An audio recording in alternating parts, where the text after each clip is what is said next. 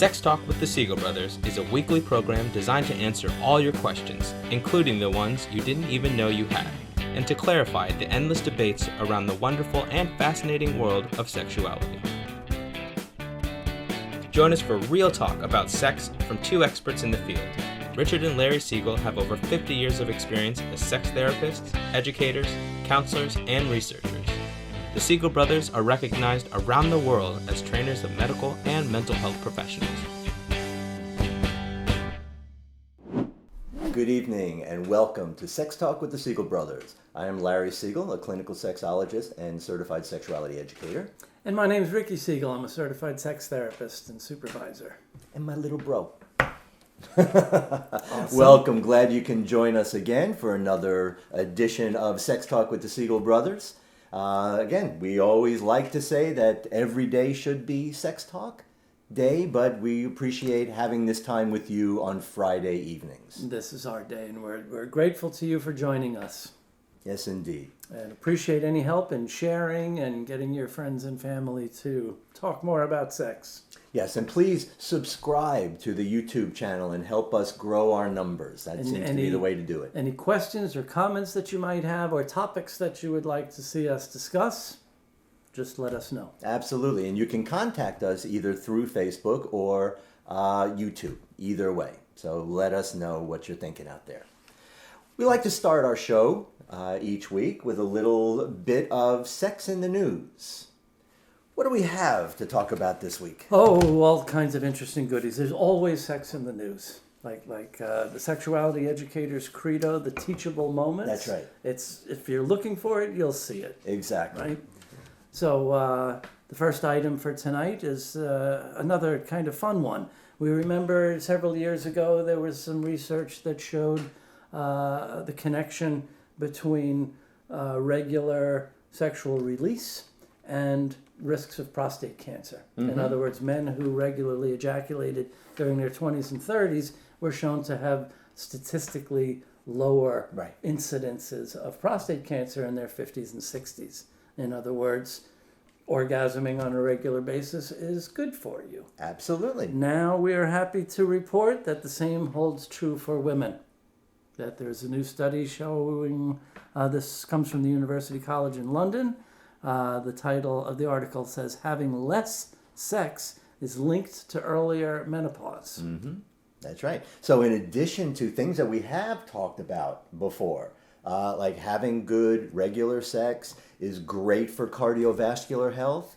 It's great for immune health. It helps you sleep better. It's a stress reliever. Good antidepressant. It helps mitigate depression, absolutely. And now, even I think more tangible for a lot of women, that the more sex a woman has, particularly, I'm going to say good sex, the more she's able to apparently postpone menopause. It says women who engage in sexual activity weekly or monthly have a lower risk of entering menopause early relative to those who report some form of sex less than monthly, according to this study. That's right. And there are a couple of explanations for that. Again, it's one of those things we don't really know why, but it does seem like it's part of that feedback system that the body has. Right. Our endocrine system is remarkably fine-tuned, more than any other part of our bodies, and hormones are basically chemicals that turn things on and off and regulate and modulate. And obviously, it's no news to anyone that hormones play a great role in sexual response, both between our legs and, more importantly, between our ears. That's right. And the spinal cord in between. Right. And we know also that the hormones that we generally, always just, they're inside our body, can be triggered by events outside of our body. Absolutely. Right? We know how many women, wear those little nipple pads while pregnant or breastfeeding because even the sound of an infant in the distance doesn't even have to be human. Right? We've known that. It could be, we've known women that have let down with cats and puppies yelping. So that's an external trigger for this internal event. And it seems that there may be something like that when it comes to sex hormones. That if a woman is having some kind of sexual activity. And we have to say that having a partner is not necessarily a part of that. I don't know that that study really delineated that. Well, like I said last week, our genitals don't necessarily know if there's anybody else in the room with us. Right. Right? Having sex is having sex. Yep. So just being sexual seems to give the body, the woman's body, this idea that maybe childbirth is still on the table. It's not completely off the table yet. And that as women do reach those middle-aged years, the longer a woman has gone without sex, it seems that may be another feedback system itself where it's telling the body that reproduction is off the table. So early menopause is a possibility. So another, again, interesting finding. So Fascinating the stuff. scientists are doing what they can to sort of illuminate the world of sex. It's not just us. Yeah. And it's long been known that women generally live longer than men. Just out of spite. What else do we have? Oh, no, the little bad news. Of course, we're talking about sex, so it's rarely always good news. Right. Sex and politics, and sex and the law. Unfortunately, this COVID-19 pandemic is once again being used as an excuse to deny access to abortion services. Yes. Many states are forcing this argument, this completely specious argument that abortion somehow is elective. And since no one's doing elective surgery because the hospitals are obviously focused on more important things like intensive care units and care for COVID patients, a woman finding herself in a position of being pregnant with an unwanted pregnancy, this is not elective. Right. This is not something that can be put off. This is not something, just give it a month until the hospitals have... No, this is an essential service. And any attempt at interfering with this is completely political. It has absolutely nothing to do with concern for women's health, it's just pure politics, and it's infuriating. And it's not just abortion either, because this is also this broad brush of an excuse to shut down women's access to contraception, right? To birth control, to women's reproductive health care. They're being shut down, a lot of these clinics, especially in places like Alabama and Kansas and Texas, the usual Belty suspects, kinds of places, right? including Minnesota and Michigan and that's all a these places surprise. that have these legislations up that are being considered right now to eliminate all of these elective processes. And this really is not anything that should be taken lightly. Especially, we already have a problem with states having different gestational limits on when they will allow abortion. So this is another one of those ways of pushing women over those limits, saying, hey, well, coronavirus, sorry, you're basically SOL, nothing we can do. It's the same thing for going to the doctor for a lot of their checkups. And great irony, a doctor that I heard interviewed in one of these articles was basically saying, how does this make sense that the idea is you're shutting down these essential services, saying they're non-essential because, no, you don't want women traveling, but what you're doing is now making them travel way more and in a more across state arduous, lines. Absolutely, to get the services that they need. So again, don't anybody listen to people that are trying to tell you that by eliminating women's reproductive services, they're doing something positive. Remember a couple of years ago when that blowhard Rush Limbaugh said, "Why should my tax dollars go to pay for women who want to be sluts?" Right. Talking about the medical use of birth control contraception.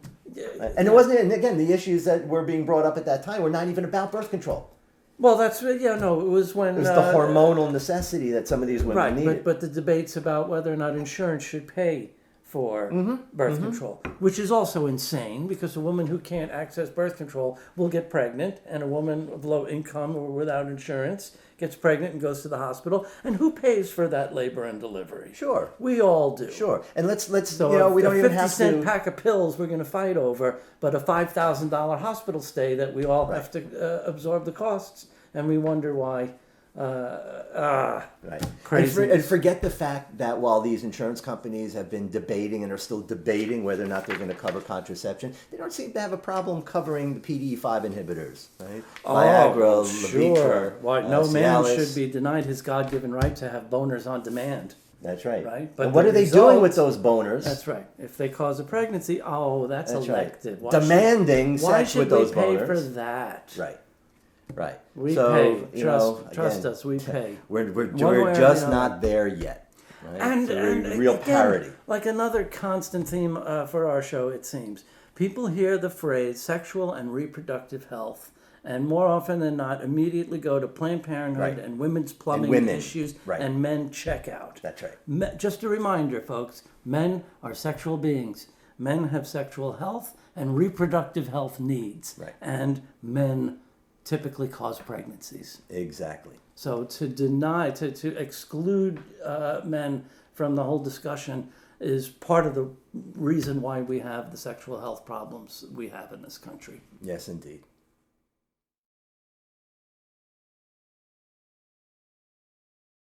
I'm Rachel Needle, co-director of Modern Sex Therapy Institutes.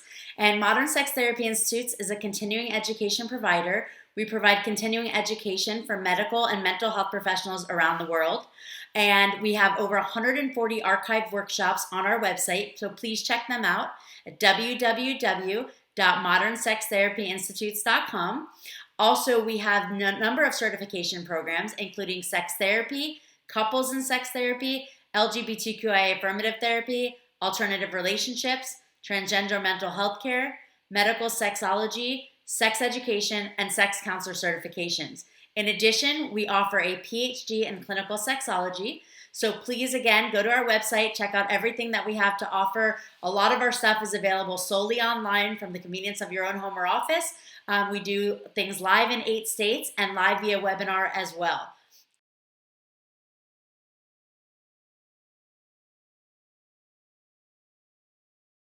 So for our topic tonight, we decided it would be important for us to talk about something that again, in sexuality, everything old is new again. Things become a new fad, and something that people have been talking a lot about in recent years is, of course, nothing new, but popular again. The subject of, well, kink in the broadest term, and some clinical terms, paraphilia, and fetishes, and just spend a little time talking about what these things are, why people get so excited or upset about these topics. Yeah, and often for the same reason, right? They get either excited or upset, often because Or they confuse upset these because things. they get excited. There you go. That's a whole nother aspect It's to very that. common with, Yes, with indeed. paraphilia. Yes, so indeed. to start with the clinical term, paraphilia, remember phil is from the Greek for love, the opposite of phobe. Phobe is hate, phil is love. So para is like Outside. paranormal, para-professional, outside. So outside love, does it mean screwing outside?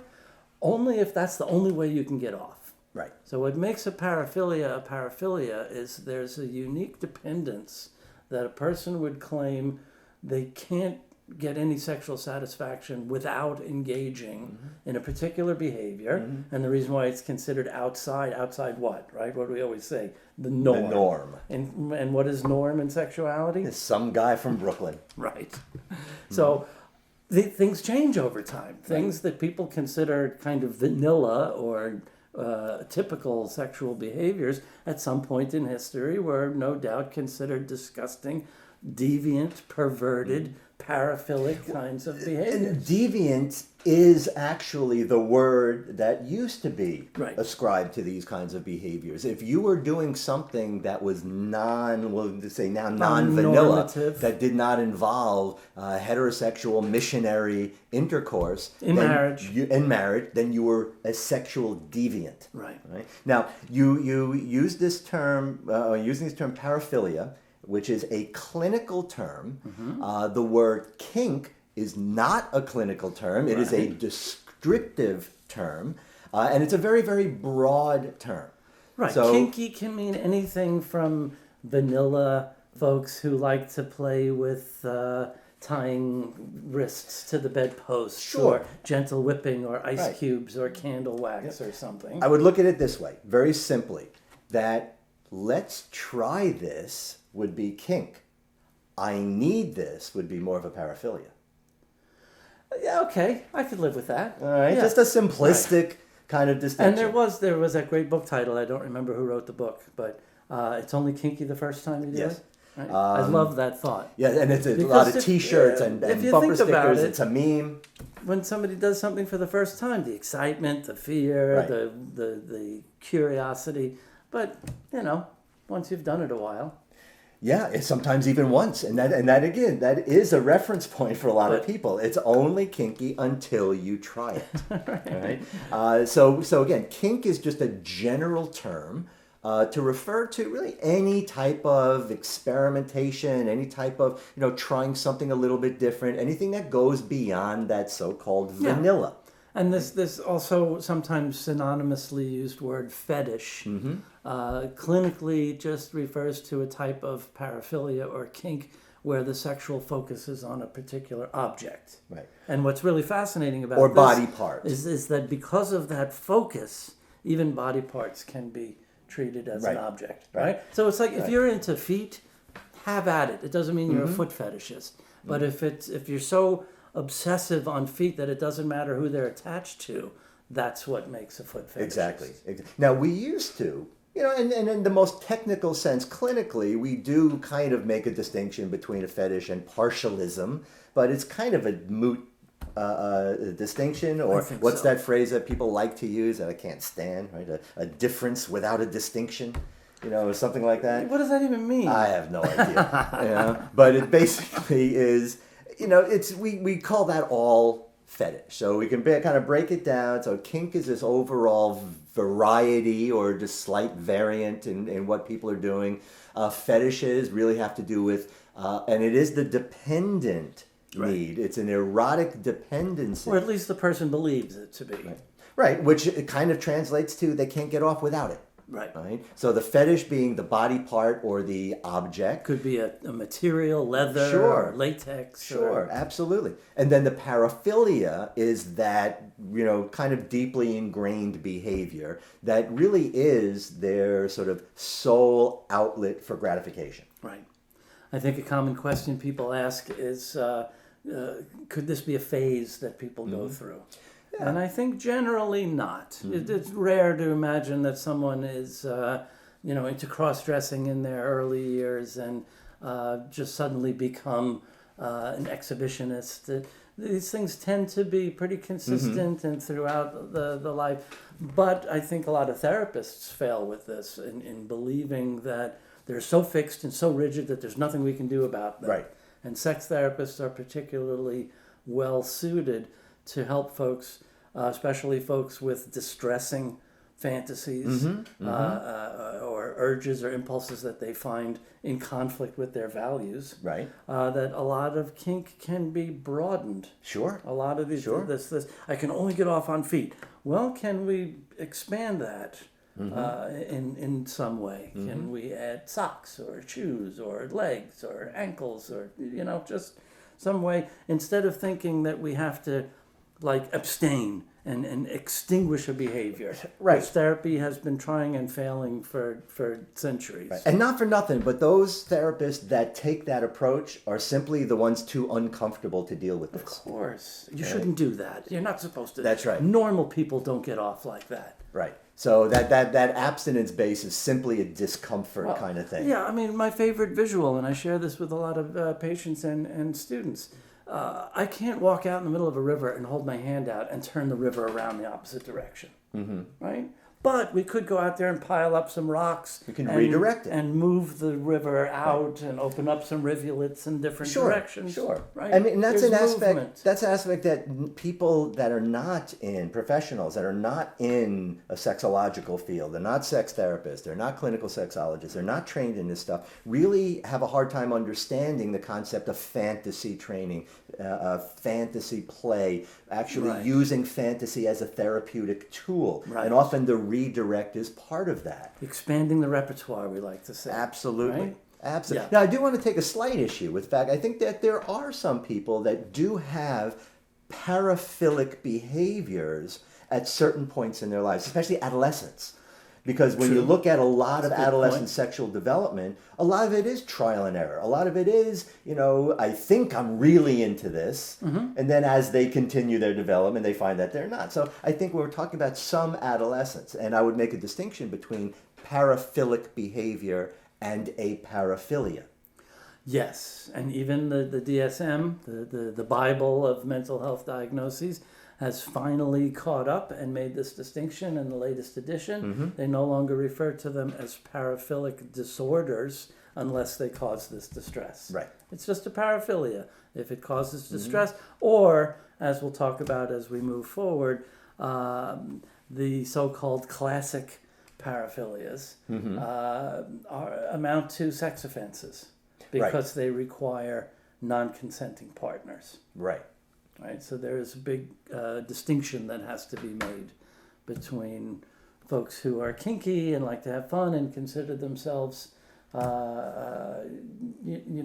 own the deviance. Right. Exactly. And can have Versus fun with the people deviance. who are committing sex offenses Exactly. and end up in an orange jumpsuit because of their predilections. Right. And like many aspects of sex and sexuality, many aspects of gender, it's not so simple. It's not a this or that. It's not you are or you aren't. There are many, many factors that go into these kinds of things. They may differ from individual to individual.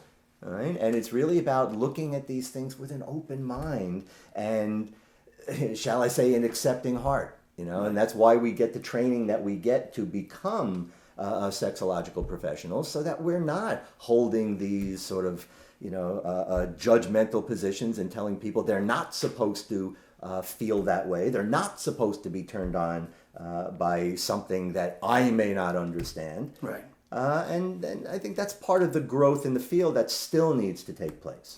Yeah. And as far as the number and the types, just like that adage about porn on the internet, if somebody thought of it, there's porn of it. There are tens of thousands of possibilities of behaviors that can become paraphilias. I think part of the problem is most people, most of the general society, especially here in the States, tends to automatically go to this acronym with different definitions depending on who you're talking to, BDSM. Most people hear kink and they think of bondage and discipline and sadomasochism or dominance and submission or some form of these common paraphilias that often upset people. Yes.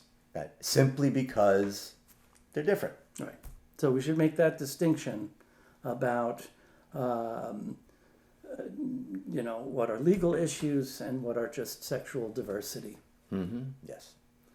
So looking at that idea of different types of paraphilias and what you're talking about sort of more than suggests there's a line that can be crossed. Absolutely. Right? So I think the question is, and this is where a lot of non-trained professionals have a hard time dealing with a lot of this stuff.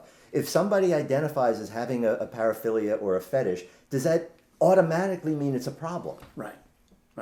Well, a lot of giants in the field have argued this point for years, that they should not be included in the DSM, because if something's in the DSM, it is, by definition, a mental illness. Now, as I said before, a lot of the so-called classic paraphilias, your exhibitionist or the flasher, the voyeur, or the so-called peeping Tom, the frotteur. I don't know why so many of these come from the French. What does it say about French sexual culture? They're close together. The frauteurism is the guy who's rubbing up against a woman on a crowded subway or a bus. Right.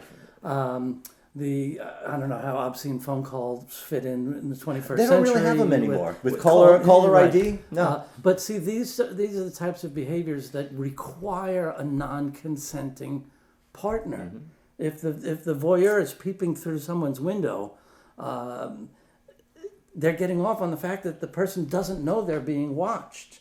If they discover, right, if a woman's getting undressed and she sees some guy peeping in the window and goes, ooh, and starts to do a striptease, he's going to run away terrified. Right. She's ruined it for him. Right. Because the thing he's getting off on is peeping without her knowledge. Exactly. Right. So that's a Exactly. sex offense.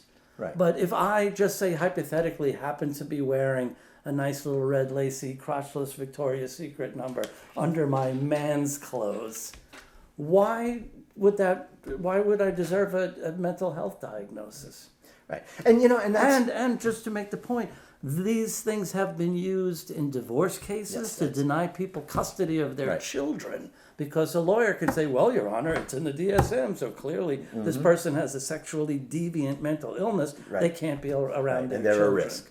Yes. It's insanity. Yes, absolutely. Yeah. Now, I do want to take a little bit of issue with Okay. this idea that, well, not really taking issue. I just want to make the statement that just like with a lot of mental health issues, right? I can have anxiety without necessarily having an anxiety disorder.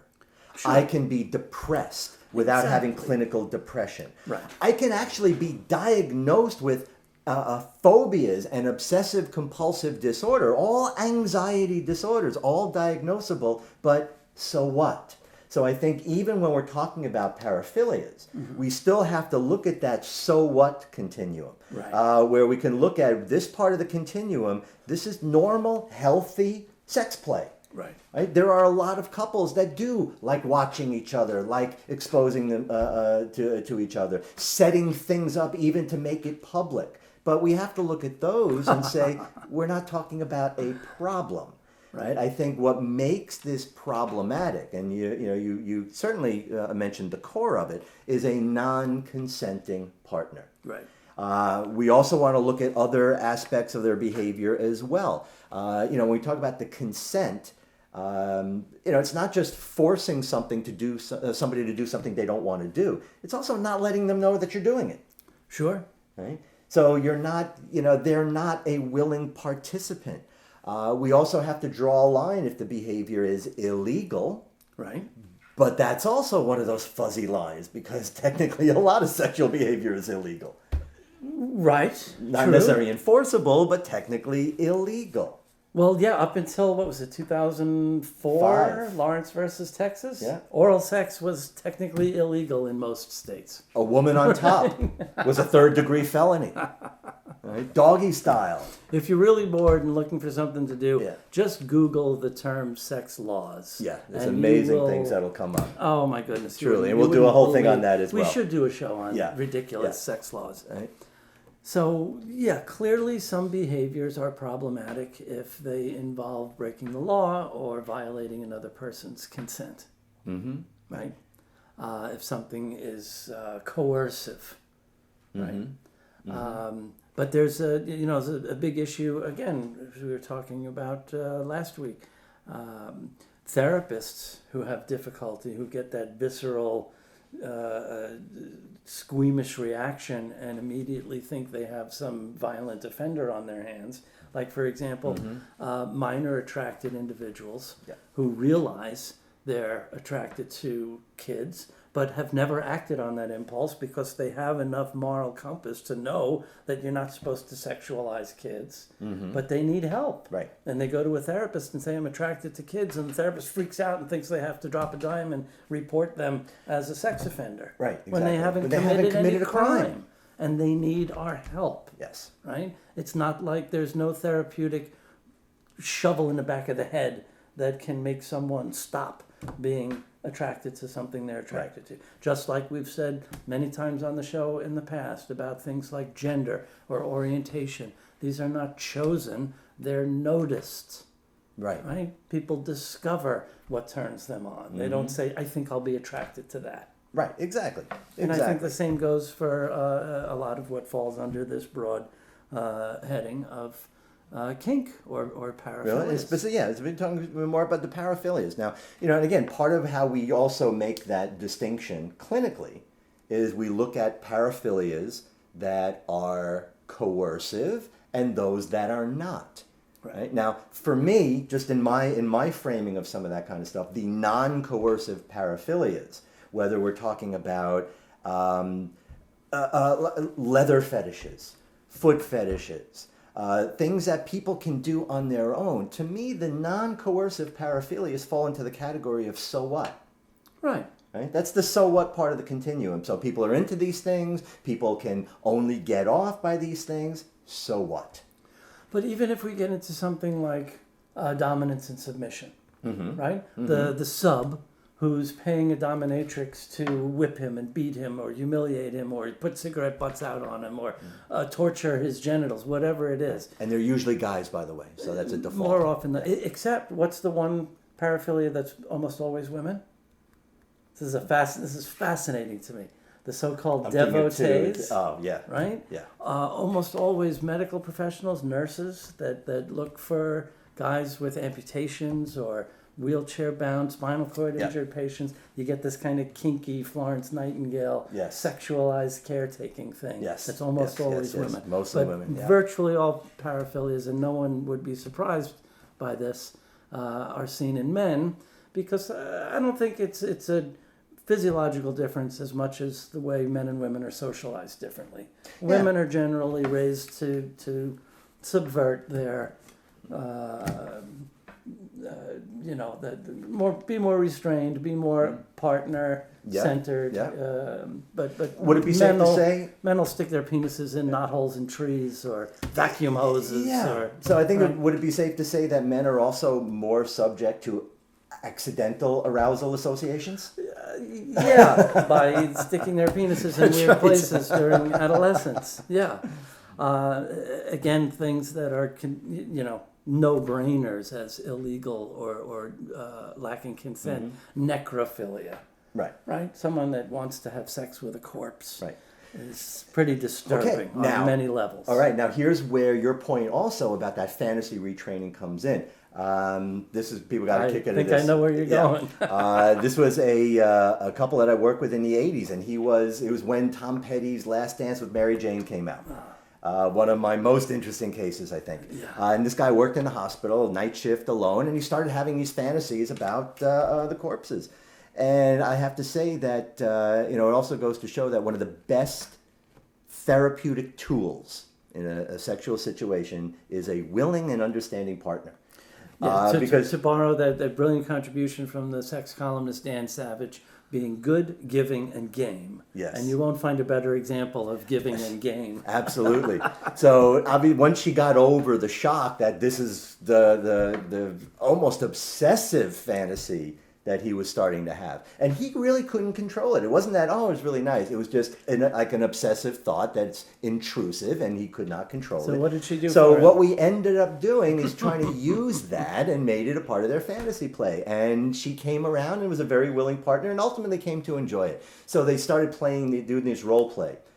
He was the mortician's assistant, and she was the corpse. And she would sit in a bathtub with really cold water for about 10 minutes, then put on like this, Robert Smith cure, type of the white makeup and the black lipstick, and she would lie really, really still in bed, and he would, just sort of play his game, do his thing. And it ended up being something that she got into as well. Not that she was into it the way he was, but she was into the fantasy. It was a fun playtime for them, and it was kind of a little reprogramming for her as well. That's why I'm going to have the audacity to use the word beautiful, because most people would be so freaked out and disgusted by people having sex that way, but they're consenting, they're being good and giving and enjoying their sex play, no matter what judgment anybody else might have on it, right? And they're not breaking any law or violating any consent.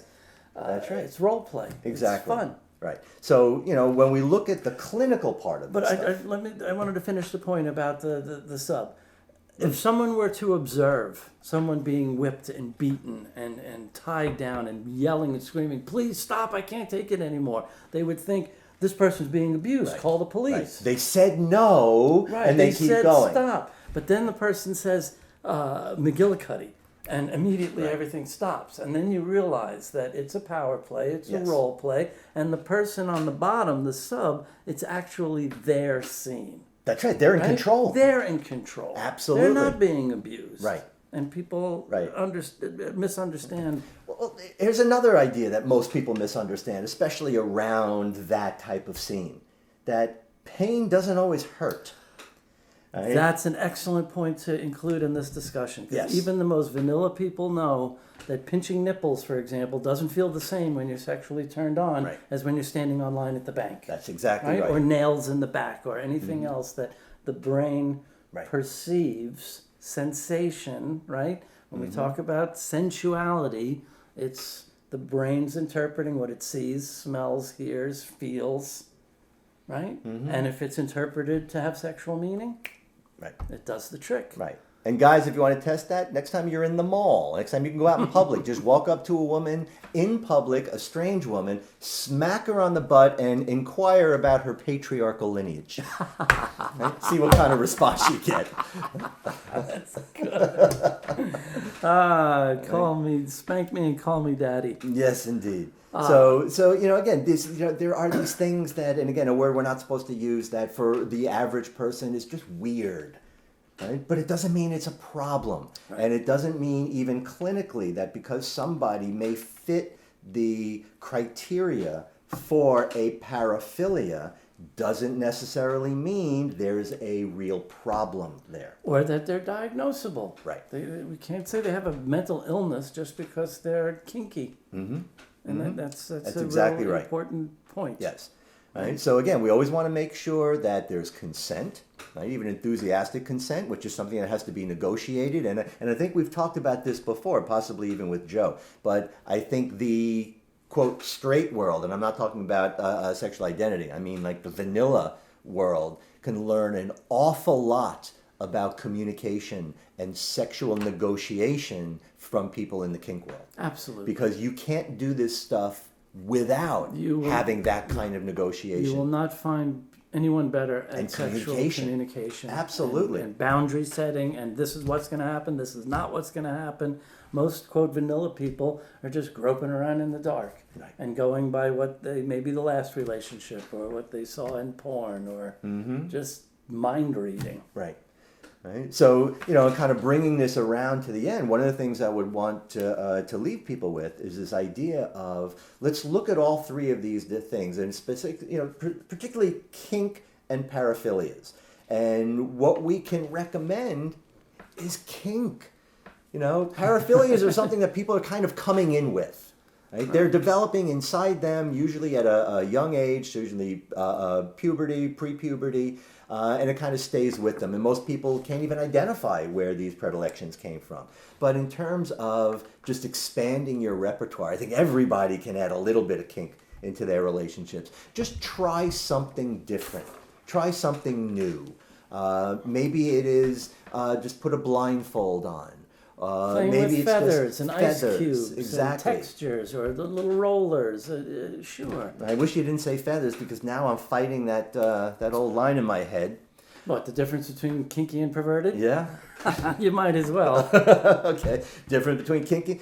Using a feather It's kinky. is kinky. Using the whole chicken is perverted.